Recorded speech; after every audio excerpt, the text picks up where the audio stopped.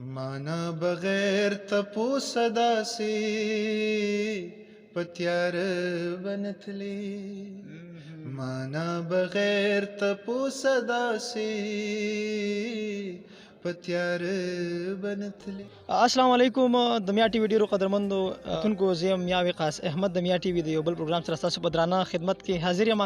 نن سره د پښتونخوا یو داسې پیژندلې ستوری ولاړ دی چې ډیرو خلکو به کتلې وي لیدلې وي په دغه سکرین باندې ځکه چې په ډیر لږ وخت کې ډیر ښه نوم پیدا کړی دی. ورزو د بلاول سعید طرف ته او د هغې نه پوښتنې کوم. السلام علیکم. وعلیکم السلام. تاسو خیر؟ شکر الحمدلله خیر دی. ټول نه وړاندې خو ډیره مننه کوم چې په دې لنډ تنګ وخت کې مو موږ له وخت راکړو. ډیره مننه سرجي، دا ستاسو مینه ده چې تاسو دونه لکه مال عزت راکو، مالم مو کرا کړه چې د خبرو مو کم راکړه. مهرباني. ښه دا راته ووایې چې بلاول سعید د تعلق د کوم ځای سره ساتي، نن سبا څه هلې ځلې کوي، په کوم بخش یې زده کړې کړي دي یا روانې دي؟ زه بیسیکلی یم د سمیلا ثوابی یم.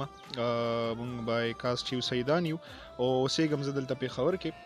ما ایجوکیشن چې دی ما انجینیرینګ کړی دی، جی آی کې نه میټیریل انجینیر یم او ورسره یې تقریبا چې زه کله ایډورډس کالج کې وم نو 2011 نه ما دا موسیقي شروع کړې ده او شروع کې ما لکه داسې رومانوي کلامونه ویلي دي، ابو برت علی لکه ابو کور سایډ نه ماته سپورټ شته، داسې څه خاص پابندیانې نشته. او نو بیا چې دا اتو کالو کې لکه زه بیا حمزه بابا، غنی بابا مې بیا زیات وی، رحمان بابا کلامونه ویلي، نو لګیا یو د پښتو کلتور د شاعري د لیټریچر د دې خدمت کوو او بس ستاسو دعاګانې د مینه ده. ډېر ښه کار دی او ډېر ښه زیار دی، ستاینه کوو او ستایو. ښه بلاول بھائی دا راته ووایه چې د میا ټي وي د کتونکو سره به د خپل چې ستاسو کوم فن دی په زمزمه کې ټپې غزل څه به ورسره شریکوئ؟ زه به سره خپل یو ریسنټ یو 3 ورځې اول یو غزل مې ریلیز شوی دی، ارشد جان شاکار صاحب کلام دی، هغه دی ډېر خوند به وکړي. माना बगैर तपो सदा से पत्यार बनथले माना बगैर तपो सदा से पत्यार बनथले टोल दुनिया दे रानतले मा खुत बनथले टोल दुनिया दे रानतले वा खुत बनतले हो माना बगैर टोल दुनिया दे रानतले वा खुत बनतले टोल दुनिया दे रानतले वा खुत बनतले हो माना बगैर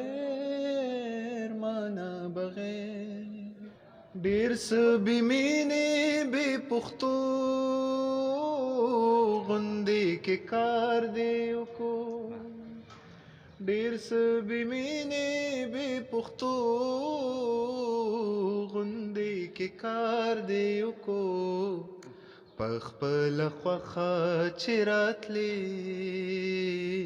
د بل په خوله بنتلې ټول دنیا دې رانتلې وا خود بنتلې ټول دنیا دې رانتلې وا خود بنتلې هو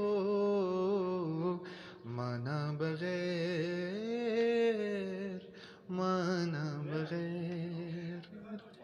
वाह वाह ډیره مننه. ډیر مننه. قدرمندو کتونکو دا تاسو کتلو بلاول سعید بھائی را سره ولاړو. تر نیکسټ پروګرام پورې خپل قربا وقاص احمد له اجازت ورکوي چې چېرته مو اوسئ ښاد آباد خوشحاله او بریالي اوسئ. د الله په امان.